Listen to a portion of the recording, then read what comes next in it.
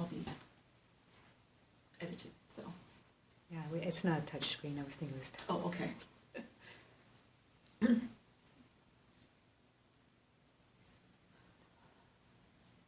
Book of Revelation, chapter 21. Then I saw a new heaven and a new earth. The former heaven and the former earth had passed away, and the sea was no more. I also saw the holy city, a new Jerusalem, coming down out of heaven from God, prepared as a bride adorned for her husband. I heard a loud voice from the throne saying, "Behold, God's dwelling is with the human race. He will dwell with them, and they will be his people, and God himself will always be with them as their God. He will wipe every tear from their eyes, and there shall be no more death or mourning, wailing or pain, for the old order has passed away." The one who sat on the throne said, "Behold, I make all things new." Then he said, "Write these words down, for they are trustworthy and true." He said to me, "They are accomplished. I am the Alpha and the Omega, the beginning and the end. To the thirsty I will give a gift from the spring of life-giving water. The victor will inherit these gifts, and I shall be his God, and he will be my son. But as for cowards, the unfaithful, the depraved, murderers, the unchaste, sorcerers, idol worshippers, and deceivers of every sort, their lot is in the burning pool of fire and sulfur, which is the second death." One of the 7 angels who held the 7 bowls filled with the 7 last plagues came and said to me, "Come here, I will show you the bride, the spouse of the Lamb."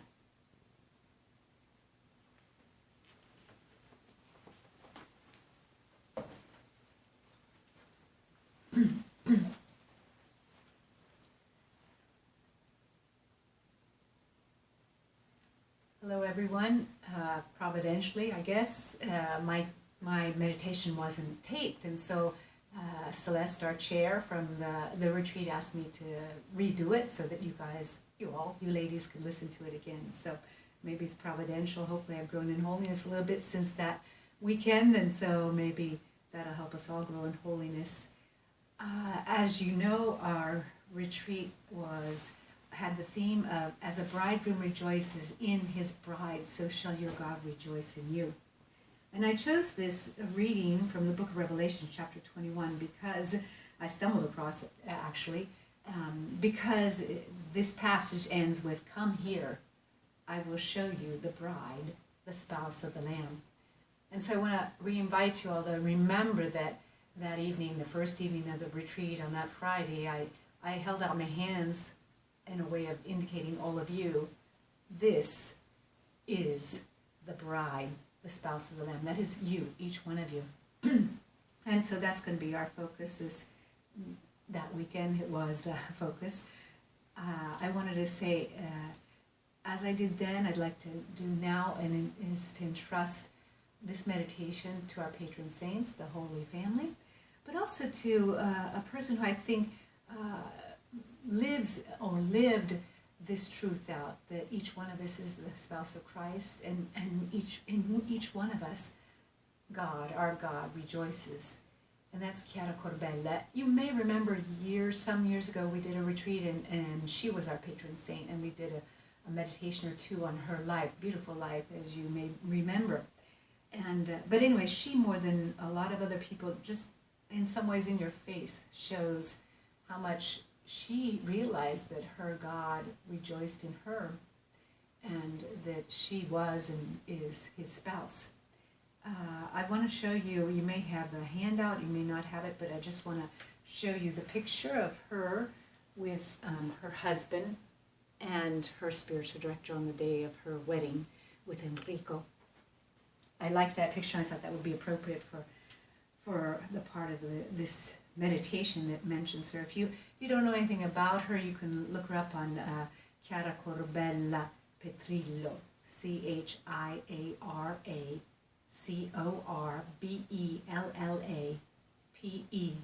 Petrillo. ILLO.it.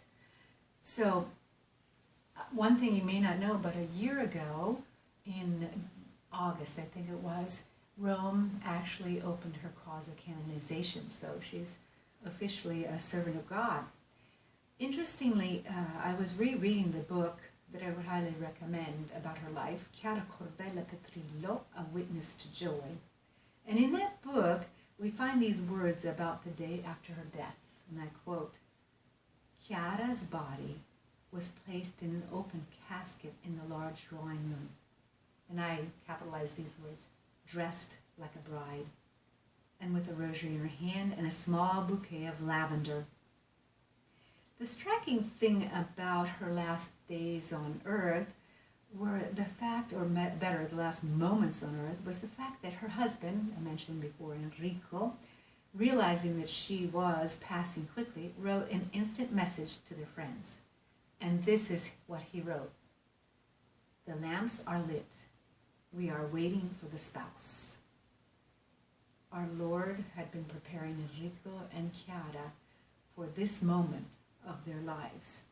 And he said later on, maybe at the funeral, he said, "Why, my wife is going to one who loves her more than I.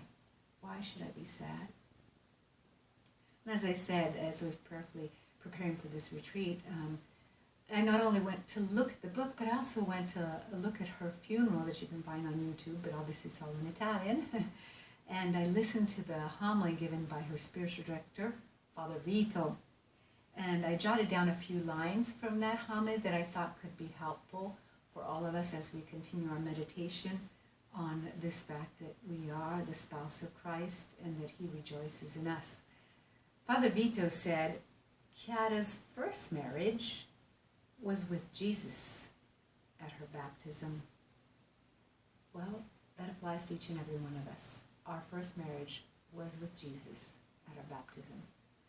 That's a point that we could reflect on, and we can never reflect on it enough. So that's one point he gave us. Then a second one, he said that Enrico, that's her husband, and Chiara were married with Jesus. They were, as the Italians called them, spouses. They called them coniugi, C-O-N-I-U-G-I. If you go and look at that word and you look at the Latin roots, it's very interesting. I had never thought about the significance of it until I heard Father Vito say that at the funeral. So he played on this word in Italian and Latin. So the word coniuge comes from two Latin words, cum iugus, and iugus stands for jogo in Italian, which means yoke. So it indicates the person with which we share the same sort, the same fate. And no doubt that's the way it was with Enrico and Chiara, but it was also with Jesus. They both shared the same destiny and fate with Jesus. So what does it mean here exactly? He says, with the same yoke. The coniuges share the same yoke, and they share the same burden. And it makes us think about Jesus' passage in the Gospel of Matthew 11, verses 30, when he says, "Come to me, all you who labor and are burdened, and I will give you rest. Take my yoke upon you and learn from me, for I am meek and humble of heart, and you will find rest for yourselves. For my yoke is easy and my burden light." So if you want to imagine the yoke over the two oxen, okay, Jesus is one and Enrico and Chiara were the other. And together, if they walked together, they could carry that yoke and it would be easy and light. But if one wanted to go in this direction, the other in the other direction, then it would become it would become impossible. But with Jesus, they were able to do, under that yoke with Jesus, as you know, the impossible. Being that this was the introductory meditation to our retreat, I wanted to remind us, all of us, about a few basic things when we're beginning a retreat. And First of all, as you know, I love retreats. And we have our monthly retreat, obviously, every month. And I look forward to it, and I consider it, and if you know me, you've heard me say this, as my honeymoon day with Jesus. So my invitation to you all was, let's consider this our honeymoon weekend with Jesus. So I hope that that's what you were able to do in those days, and I hope that honeymoon continues, because we're all on the honeymoon all the way into heaven. So that was the invitation I had and I made to all of you, and I wanted to give you a few recommendations with regards to that honeymoon, to just let your spouse, Jesus, dote on you. That was his desire. That is his desire. He's constantly, every day, really doting on us, on his spouses. He gives us flowers, he gives us gifts, even under the guise of something painful. It is a gift from him, and I know that's hard to fathom, especially when you're in the midst of something painful and sorrowful, but it is true. But remember, you are on your honeymoon. Another recommendation that I made that evening was the importance of silence. I don't know if you've ever had the opportunity to read the book of Cardinal Sarah.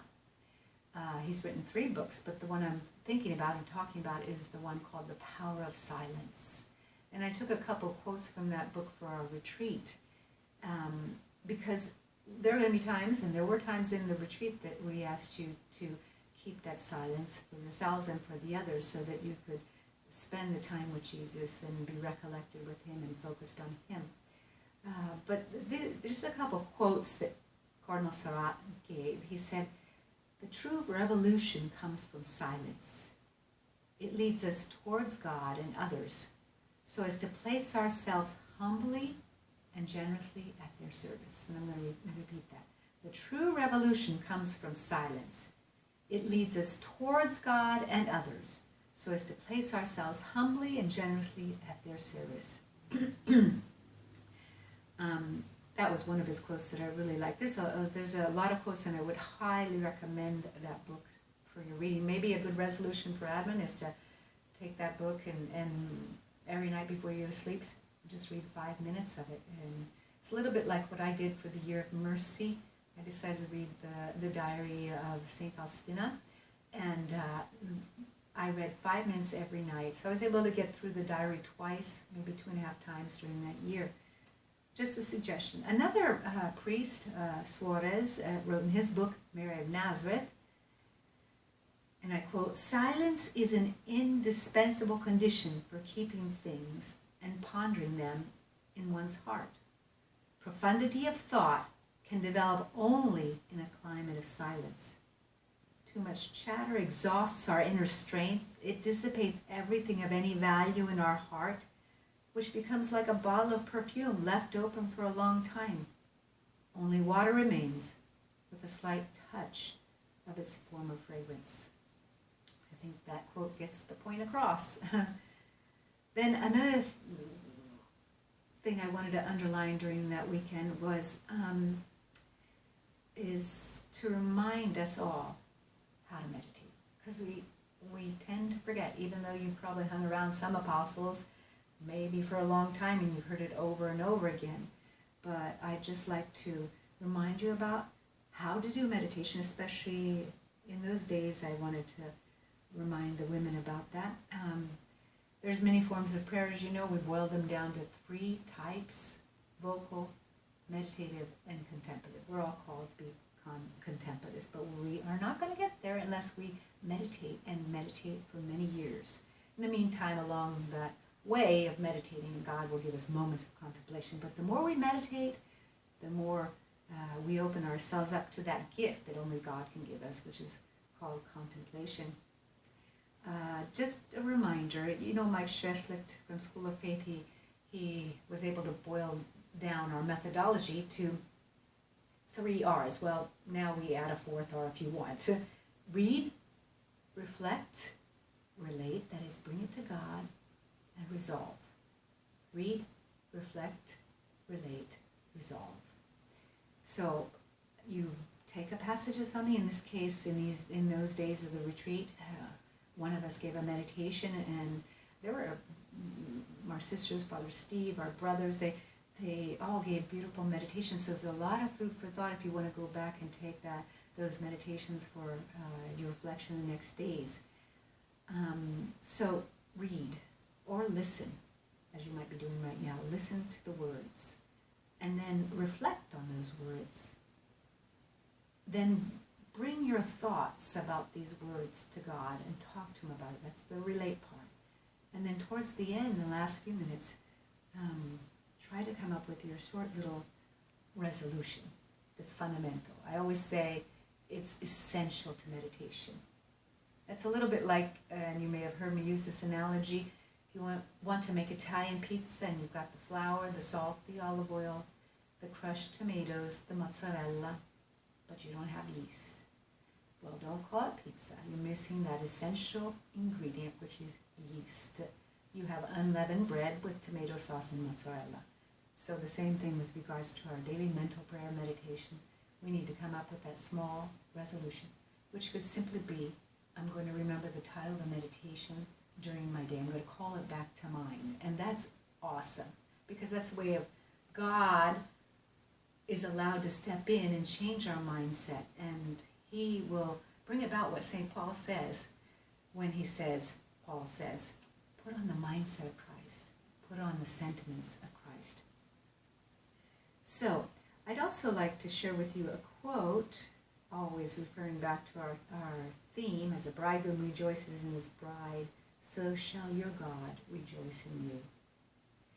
This quote from a book of Father Jean Lafrance, Pray to Your Father in Secret. Listen to what he has to say. It's a beautiful sentence. You may rise early in the morning or even in the night to pray. Excuse me, I lost here it is. God is already before you in your prayer. It is He who begs you to accept His proposal of love to you.